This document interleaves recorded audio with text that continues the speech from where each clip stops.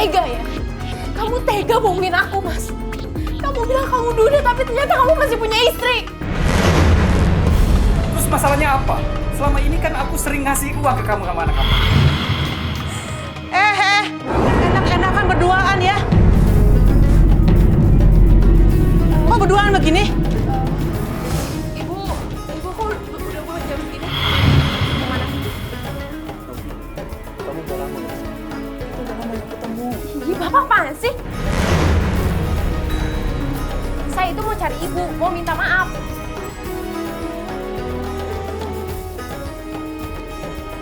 Dan orang-orang yang tidak menyembah Tuhan yang lain beserta Allah dan tidak membunuh jiwa-jiwa yang diharamkan Allah, membunuhnya kecuali dengan alasan yang benar dan tidak berzina.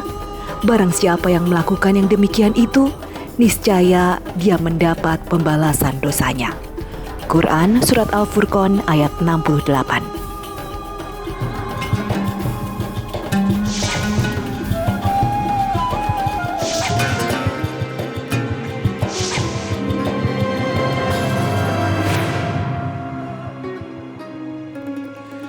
Assalamualaikum warahmatullahi wabarakatuh. Selamat pagi pemirsa Tawakal yang dirahmati Allah Subhanahu wa taala.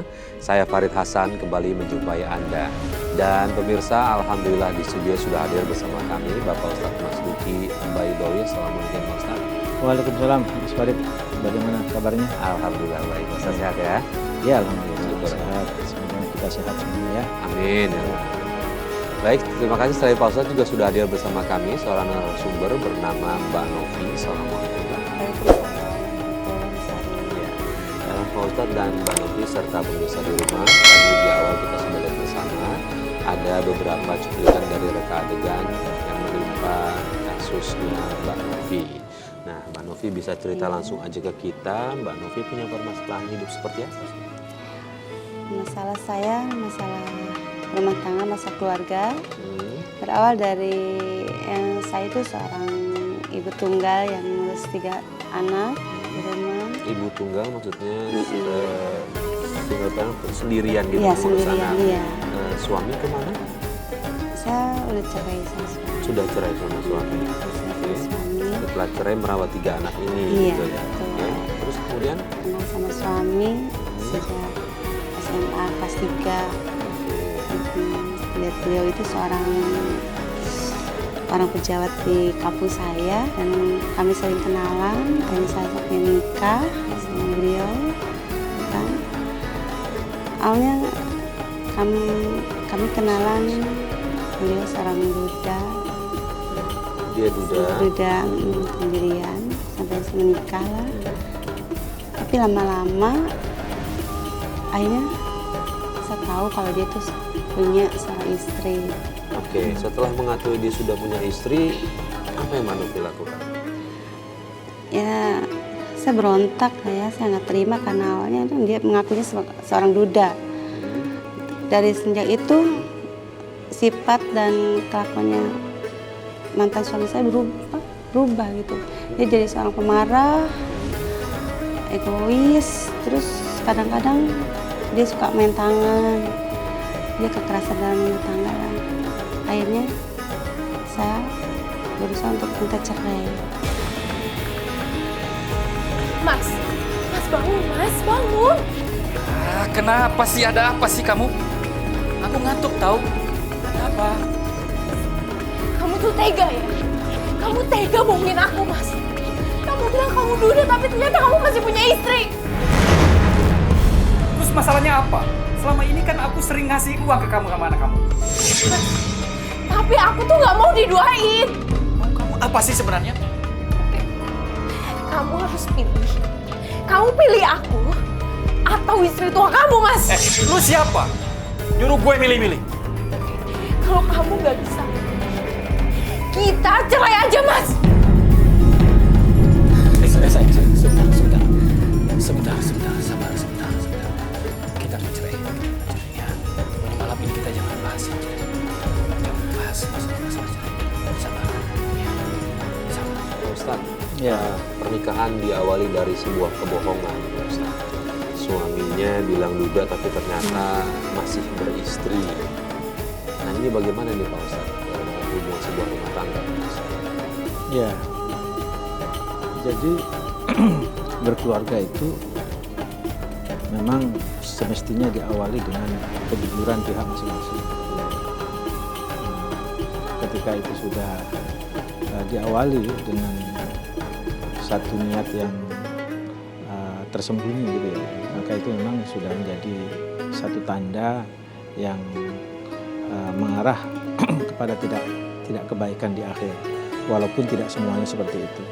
Karena banyak juga orang yang awal mulanya menyembunyikan identitas sebenarnya, ya, mengaku Buddha gitu ya, lalu kemudian menikah dan ternyata punya istri lagi, itu juga masih banyak yang juga bisa dipertahankan gitu. Nah, ketepatan ini Mbak Novi tidak bisa mempertahankan rumah tangganya, mahligai rumah tangganya tidak bisa dipertahankan. Lalu ditambahi dengan tingkah laku suami yang sudah melewati batas menurut dia. Jadi dia sudah melakukan kekerasan rumah tangga, dan itu sebenarnya bisa diadukan karena itu sebuah pelanggaran di dalam hukum positif kita ya, itu bisa terkena pidana gitu. Karena kalau dibiarkan itu justru akan terus berulang. Karena terkadang seorang laki-laki itu merasa dia berkuasa. Jadi menyalahi sebuah ayat yang menyatakan ar-rijalu qawwamuna 'alan nisa. Jadi bahwa laki-laki itu menguasai terhadap perempuan. Padahal ayat itu maksudnya tidak berfungsi seperti itu. Ayat itu sebenarnya lebih berfungsi bagaimana sebenarnya di dalam rumah tangga itu memang harus ada pemimpin. Nah, tapi bukan berarti istri tidak mempunyai tanggung jawab. Masing-masing mempunyai kewenangan dan tanggung jawab masing-masing. Dan disitulah tidak boleh disalahartikan secara semena-mena sehingga kemudian seakan-akan laki-laki di dalam rumah tangga itu ibaratnya seorang raja, itu kan tidak benar. Nah, Mbak Novi sendiri menikahnya resmi atau ada siri gitu misalnya? Nikah siri sebenarnya. Nikah siri sebenarnya. Dari situ Mbak Novi nggak tanya sama teman-teman, nggak ada curiga gitu, maksudnya ketika duda kenapa harus siri gitu, nggak ada kecurigaan gitu, misalnya tanya sama teman-temannya siapa dia gitu? Kalau aku sih orangnya nggak pernah banyak nanya sih, aku tuh selalu percaya aja. Karena di balik itu juga usia kami itu lebih jauh berbeda, jadi nggak sebanding lah usiaku. Jauhnya 20 tahun sama suami. Bedanya 20 tahun. 20 tahun. Baik, nah Mbak Novi tadi setelah menerima tindakan kekerasan dalam rumah tangga, tadi katanya Mbak Novi mengajukan gugatan cerai ya, Betul. meminta cerai. Iya. Nah, terus kemudian respon dari suami bagaimana? Respon suami itu langsung mengiyakan aja. Oh ya? Oke, setelah dia mengiyakan minta cerai, masih tinggal berdua kah setelah minta cerai? Tinggal berdua enggak, cuma dari semenjak habis pertengkaran itu kadang-kadang kami masih saling komunikasi dan suami ya masih tetap minta tidur bareng, cuma iya. Oke, baik Pak Ustadz, ini istrinya minta cerai, suaminya mengiyakan. Apakah ini sudah masuk hitungan talak? Lalu kemudian bagaimana kalau memang iya mereka berdua tetap melakukan hubungan suami istri nih Pak Ustadz? Masih tetap. Ya, sebenarnya hukum talak itu lebih pada pihak yang laki untuk membuat satu pernyataan cerai gitu. Nah, ketika si istri meminta cerai, lantas kemudian si laki-lakinya bilang iyanya itu apakah dimaksudkan sebagai iya cerai atau gimana, itu sangat tergantung kepada si suami. Kalau misalnya iyanya itu menyatakan cerai, itu berarti memang sudah tidak boleh melakukan hubungan suami istri. Tapi kalau kemudian dia menyatakan ya sebenarnya tidak, gitu ya, itu artinya tidak ada, banyak ulama menyatakan itu tidak jatuh ke talak. Gitu. Maka hubungan suami istri itu menjadi tidak bermasalah. Cuman catatan terpentingnya adalah tadi bahwa Mbak Novi ya melakukan pernikahan itu tanpa resmi dicatat oleh negara. Itu posisinya Mbak Novi sangat lemah gitu kan. Dan itu ada kecenderungan untuk disemena-menakan oleh laki-laki. Baik Pak Ustadz, kalau misalnya suaminya mengiyakan agar memang benar ia ingin pisah karena nikahnya dengan siri, artinya sudah secara otomatis mereka bercerai. Bercerai. Dan kalau itu yang terjadi ketika dia sudah menyatakan itu bercerai lalu menyatakan berhubungan badan lagi suami istri, itu namanya zina. Sudah masuk zina. Nah, nggak boleh. Nah kemudian setelah benar-benar pisah, bagaimana kehidupannya Mbak Novi dengan anak-anak? Dapat dikarunia berapa anak dari yang suami? Tiga ya? Tiga dari Mbak Novi sendiri atau bawaan? Bawaan sih. Bawaan yang tiga. Dari Mbak Novi Iya. sendiri ada? Ada. Ada berapa? Ada satu. Satu. Oke, nah kemudian bagaimana kehidupan sehari-hari Mbak Novi setelah pisah? Setelah pisah aku tinggal pulang ke rumah ibu, terus tinggal sama ibu. Kebetulan ibu di rumah tinggal bersama suaminya, itu ayah tiriku. Ayah tiriku juga kebetulannya usianya jauh di bawah usia ibuku. Jadi Lebih muda maksudnya? lebih muda, ya. Seumuran. Lebih muda dari umur Mbak Novi. Akhirnya kan kami sama anak-anak tinggal sama ibu di sana. Aku suka bantu-bantu ibu di toko, bantuin ibu di toko. Terus lama-lama kata ibu gini, udah kamu tinggal aja di rumah, urusin rumah dan anak-anak. Kebetulan kalau di rumah cuman kami berdua sama ayah tiri, karena anak-anak kalau siang sekolah juga, ibu kan di toko. Ya. Akhirnya kami berdua sama bapak tiri itu sama kan selalu berdua. Ada rasa gimana gitu. Akhirnya kami ada hubungan khusus? Iya. Berselingkuh gitu maksudnya? Iya.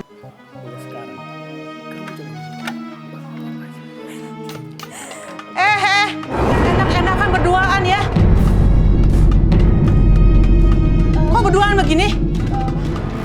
Ibu kok udah mulai jam segini? Kenapa? Kamu kaget?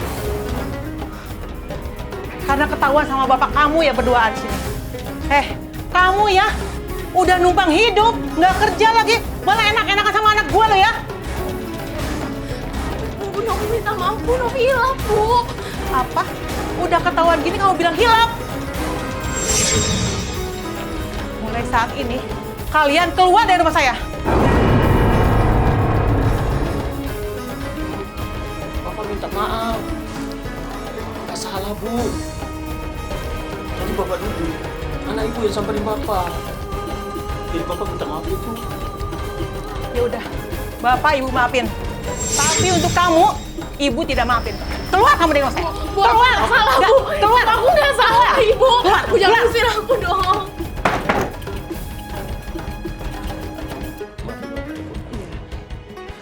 Pak Ustadz ini bagaimana nih Pak Ustadz statusnya Pak Ustadz dengan ayah tiri melakukan berhubungan nih Pak Ustadz? Iya, itu ya sebuah peristiwa yang aib lah ya. Iya. Aib yang luar biasa karena itu melakukan perselingkuhan itu yang sudah tingkatnya yang paling berat itu kan zina ya. Iya. Di dalam Al-Quran surat Al-Isra itu misalnya disebutkan wala taqrabuz zina innahu kana fahisyah wa sa'a sabila, bahwa janganlah kalian mendekati perbuatan zina. Mendekati perbuatan zina itu artinya belum berzina. Mendekati saja itu Sudah dilarang. Tidak boleh ya. Mendekati itu dalam artian saling tertarik dan segala macam itu pun sudah tidak diperbolehkan. Apalagi melakukan zina. Nah, innahu kana fahisyah, kata Allah bahwa berzina itu adalah fahisyah, perbuatan yang sangat jelek. Sangat jelek, sangat tercela gitu kan. Dan itu adalah dosa asabila. Dan itu adalah jalan yang paling buruk. Kenapa sampai Allah berfirman itu adalah satu fahisyah, yang kedua kemudian menyebut sa'asabila, jalan yang paling buruk. Karena memang yang namanya hubungan antara laki-laki dan perempuan itu, kalau di dalam Islam itu ditujukan untuk yang paling dasar itu tidak sekedar menyelesaikan keinginan birahi antara laki-laki dan perempuan, tetapi yang terpenting di dalam hubungan laki-laki dan perempuan itu kenapa harus diperikat, ada ikatan nikah yang disebut dengan misakon waliyullah, perjanjian agung itu karena apa? Di situ untuk mendapatkan alat asal, untuk mendapatkan keturunan. Jadi kalau ada keturunan yang lahir tanpa proses perikatan agung, itu adalah sangat celah, dan itu adalah sa'asabila. Anaknya itu menjadi anak zina, anaknya yang tidak lahir tanpa sebuah perikatan agung yang ditegaskan di dalam Al-Quran. Disitulah kenapa kemudian zina itu hukumannya juga berat. Hukumannya juga berat. Kalau zina itu adalah zina muhsan, artinya zina dilakukan oleh seseorang yang sudah bersuami istri, maka di situ itu sebenarnya hukumannya adalah rajam. Yang walaupun di sini memang tidak berlaku hukum, dalam hukum positif kita tidak berlaku. Nah, hukum rajam itu semuanya tidak ada yang selamat, semuanya mati. Artinya apa? Artinya kalau kita melakukan zina, urusannya hukumannya itu kita selesai, udah mati kita. Itulah sebabnya maka Mbak Novi saya kira masih hidup sekarang gitu. Dan itu adalah mudah-mudahan mendapatkan rahmat dari Allah ya, dan mendapatkan pertobatan dan bertobat nasuha. Taubatan nasuha, lagi-lagi kita bahas mengenai taubatan nasuha itu sangat penting. Karena ukurannya kita sudah nggak ada, udah mati. Tapi kemudian Allah masih menakdirkan kita hidup, misalnya seperti itu. Itu kan Allah memberikan jalan untuk pertobatan Mbak Novi. Mohon maaf Mbak Novi, ini Mbak Novi tahu nggak? Awalnya tidak tahu Ya, ya. artinya kan sepandai-pandainya supaya pelompat pasti jatuh Pasti juga. jatuh juga. Nah, apalagi Awalnya hal aku seperti tidak ini, tahu sih. terus kemudian akhirnya tahu. Kemudian apa yang Ibu Mbak Novi lakukan pada saat itu? Iya, ibuku marah lah di situ, ngamuk. Terus kamu sampai aku diusirnya. Aku diusir di situ, saat itu juga harus pergi dari rumah. Ya, udah berusaha minta maaf, kayaknya mungkin ya itu kan memang kesalahan aku sendiri ya. Kayaknya terima, aku pergi dari aku nurut mau pergi dari rumah, nggak ada masalah, penting semua aman-aman dulu di rumah kan. Nah, ayah tirinya Mbak Novi diusir juga atau Enggak. tidak? Tidak. Justru itu malah kok aku yang diusir, kenapa ayah tiriku enggak? Mbak Novi tadi bilang katanya kok heran kenapa justru suami ayah tirinya Mbak Novi nggak diusir juga begitu ya. Iya. Dan katanya Mbak Novi ada curiga sesuatu sama ayah tirinya. Iya, ada curiga begini. Kok ibu kalau udah urusan suaminya, walaupun baik gimana juga tetap lemah, kayak ada sesuatu.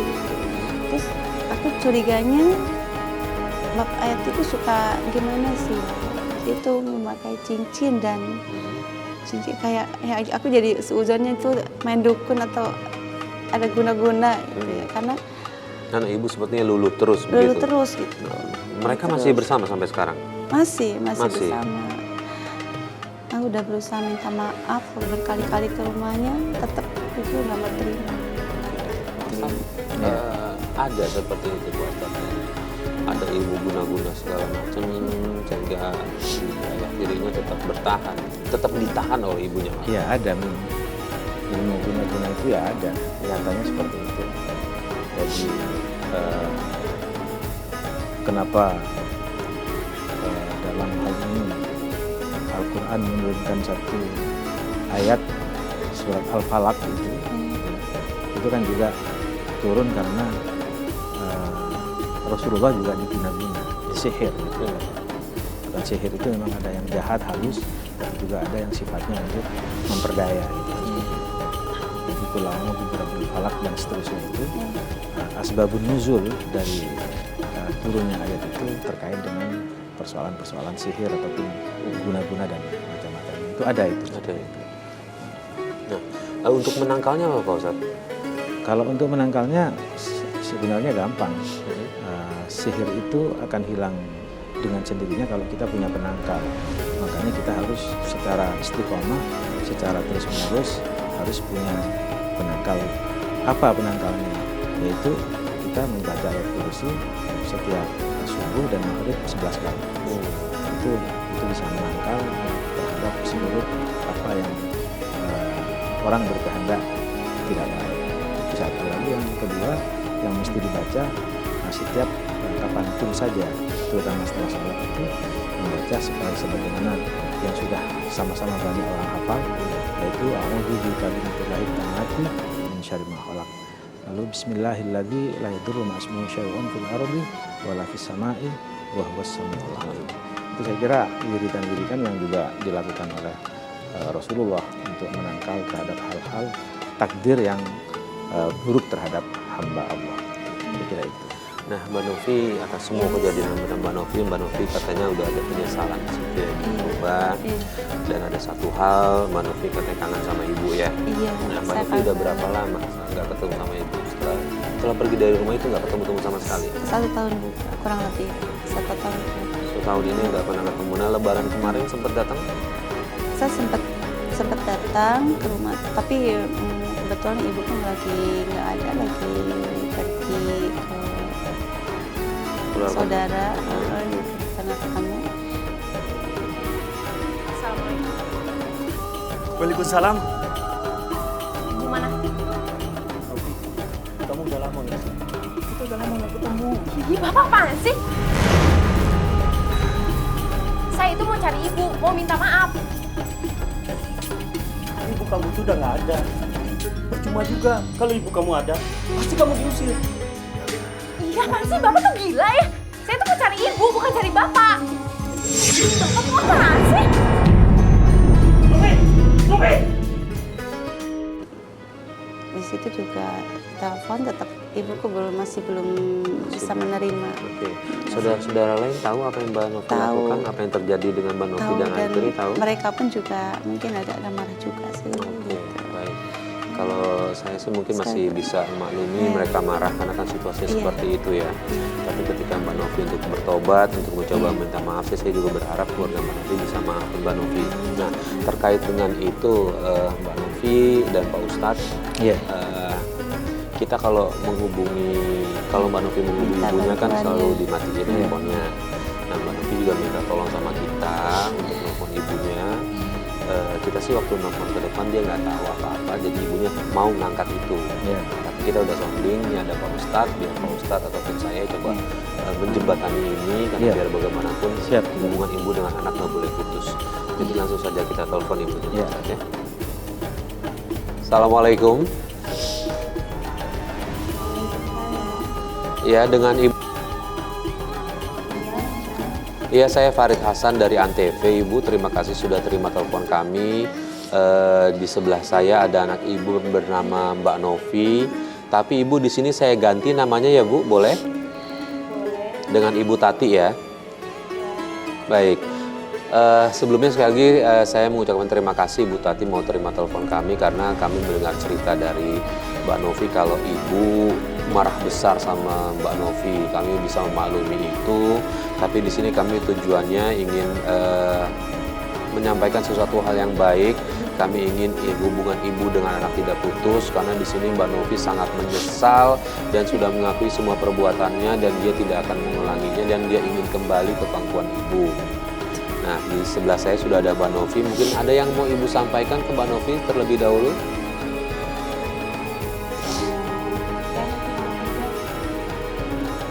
Saya pokoknya nggak mau dia minta maaf atau apa, mau pulang ke rumah atau gimana pun saya udah putus hubungan. Dia mah anak durhaka, saya udah benci banget sama dia. Saya udah kesel banget Mas, susah banget saya ngedidik dia. Saya dari kecil saya nyusuin dia, tapi dia tuh bener-bener terlaluan sama saya. Baik, Ibu, saya di sini juga tidak sendiri. Saya bersama Ustadz Mas Duki. Mungkin Ibu bisa mendengarkan apa yang akan disampaikan Ustadz Mas Duki ya Bu ya. Silakan Pak Ustadz, waktunya tepat. Ya, Assalamualaikum warahmatullahi Ibu. Ya, jadi apa yang dialami oleh Ibu siapa? Jadi Ibu Tati ya. Kita Iya. panggil Ibu Tati. Iya. Apa yang dialami oleh Ibu Tati itu adalah ujian yang sangat berat, terutama yang terkait dengan putri Ibu ya, Ibu Novi gitu ya. Ibu sekarang sedang menjalani satu kehidupan yang terpisah dan disakiti oleh putrinya yang bernama Novi. Tetapi Ibu alhamdulillahnya ini bahwa Mbak Novi ini sudah berniat dengan baik, sudah mempunyai niatan yang baik, dan ini masih di bulan Syawal. Mbak Novi sebenarnya ingin meminta maaf, dan di dalam ajaran agama meminta maaf itu terhadap orang yang disalahin, dalam hal ini ibu kandung, saya kira itu merupakan keharusan. Nah, sebaliknya buat Ibu Tati untuk memberi maaf dan memberikan kelapangan dada untuk kehidupan anak kandung ibu ke depan, itu saya kira sangat penting.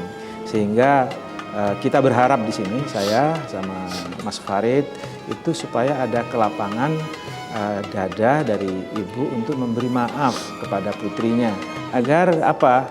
Agar putrinya menjalani kehidupan baik di dunia dan di akhirat itu tidak dalam keadaan yang tidak bahagia. Dan itu sangat-sangat tergantung kepada keterbukaan hati ibu. Di dalam ajaran Islam disarankan memberi maaf itu adalah pahalanya luar biasa. Dan membuka silaturahim itu terutama kepada para kerabat, kepada anak dan famili, itu juga sangat dianjurkan, pahalanya luar biasa. Saya menghimbau kepada itu supaya memberi maaf. Persoalan tidak berkumpul kembali tidak masalah dengan putri, dengan Novi. Tetapi memberikan maaf dan saling memaafkan itu adalah rahmat yang diberikan oleh Allah kepada setiap hambanya yang membuka pintu silaturahim. Kira-kira ibu masih bisakah diketuk hatinya dan memberi maaf kepada putrinya, putri kandungnya, dalam hal ini adik Novi? Bagaimana? Bagaimana Ibu? Kalau insya Allah Pak Ustadz, kalau untuk sekarang saya benar-benar masih kecewa, masih benar-benar ngerasain gimana rasanya sakit hati. Iya. Ibaratnya saya dihianati sama anak saya sendiri.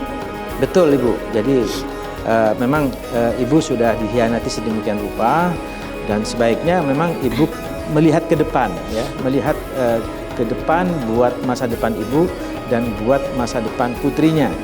Nah, bahwa dihianati di masa lalu iya, tapi sekarang sudah ada niatan baik dari putrinya. Allah saja Ibu yang Maha Pencipta, menciptakan manusia, menciptakan Ibu, menciptakan Novi, kita semuanya, bahkan menciptakan alam raya ini, itu membuka dirinya untuk memberikan maaf kepada hamba-hambanya. Dan kita disarankan oleh Allah untuk meniru sifat Allah sebagai seorang yang bisa memberi maaf, apalagi kepada putrinya. Dalam hal ini jangan melihat ke belakang tentang pengkhianatan dan tentang peristiwa yang kelam yang semuanya sudah dilakukan. Tapi marilah kita melihat ke depan dan melihat bagaimana sifat Allah yang pemaaf kepada hambanya, mesti kita tiru sebagai sifat seorang ibu yang memberikan maaf kepada putrinya, dalam hal ini Novi. Bagaimana Ibu? Iya Pak Ustadz, saya mah pengennya tuh dia tuh langsung datang ke hadapan saya. Jangan caranya kayak gini. Oke, baik. Mungkin di sini Mbak Novi juga sudah mendengar langsungnya, tadi ibunya juga minta Novi datang ke rumah langsung. Jadi Ibu, intinya adalah kita, saya dan Pak Ustadz juga tim mengerti apa yang Ibu rasakan. Tapi kita tidak ingin hubungan ibu dan anak putus. Kita juga tidak ingin ibu menjadi seseorang yang pendendam, karena kita sebenarnya peduli sama ibu. Karena manusia yang paling berkualitas adalah manusia yang bisa memaafkan ibu. Karena itu kita sih berharap ibu memaafkan biar ibu lebih banyak dapat pahala, kurang lebih seperti itu. Dan juga sebenarnya untuk kedepannya buat Mbak Novi, karena di sini kita melihat penyesalan yang sangat mendalam dari Mbak Novi. Ya udah gini aja kan, bilang sama si Novi, kalau emang dia mau datang minta maaf, datang aja ke rumah. Jangan telepon kayak gini. Saya juga lagi sibuk, di toko lagi rame. Oke, gini Bu. Makasih ya, Mas. Terakhir Bu, mohon maaf Ibu. Ibu Tati. Halo. Halo Ibu. Oke, baik Ibu. Pak Ustadz, mungkin hati kecil ibunya ada ingin rasa memaafkan, tapi mungkin karena terbayang-bayang dengan masa lalu, artinya butuh banyak proses nih Pak Betul. Ustadz ya. Nggak bisa semudah membalikan telapak tangan, Betul. karena memang kasusnya sangat berat kalau menurut saya sih Pak Ustadz. Nah, gimana nih Pak Ustadz, kira-kira amalan apa yang harus dilakukan Mbak Novi biar hati ibunya lebih terbuka lagi, dan juga dosa-dosa dari Mbak Novi bisa diampuni nih Pak Ustadz? Iya, saya kira yang menarik itu justru kata terakhir dari Ibu Mbak Novi, kalau memang mau minta maaf datang ke rumah. Itu saya kira sebuah ruang pintu yang dibuka oleh Ibu, dan itu sebuah kesempatan yang Mbak Novi mesti lakukan segera, itu kan satu. Lalu yang kedua, jangan lupa Mbak Novi itu mengirimkan surat Al-Fatihah ya kepada Ibu dan mendoakan Ibu. Nah, kita kan dianjurkan oleh Allah untuk selalu berdoa untuk kedua orang tua kita. Lakukan doanya. Apa yang paling gampang Mbak Novi bisa lakukan doa, lakukan itu. Karena kita tidak dalam beragama itu tidak dihambat oleh sebuah doa yang tertentu yang kalau kita tidak hafal, nggak perlu menghafal doa itu. Apa sebenarnya hati kita?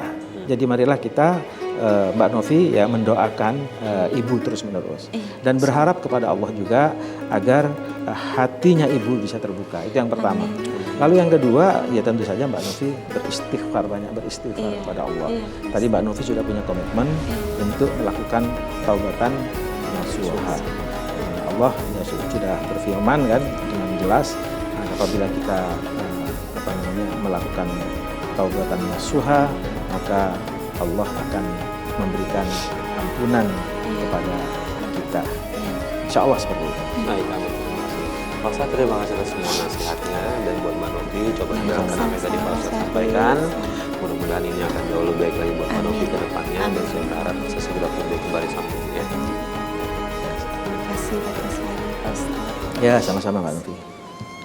Dan pemirsa, akhirnya sampai di sini Tawakal. Saya Farid Hasan undur diri. Wabillahi taufiq wal hidayah. Wassalamualaikum warahmatullahi wabarakatuh. Waalaikumsalam warahmatullahi wabarakatuh.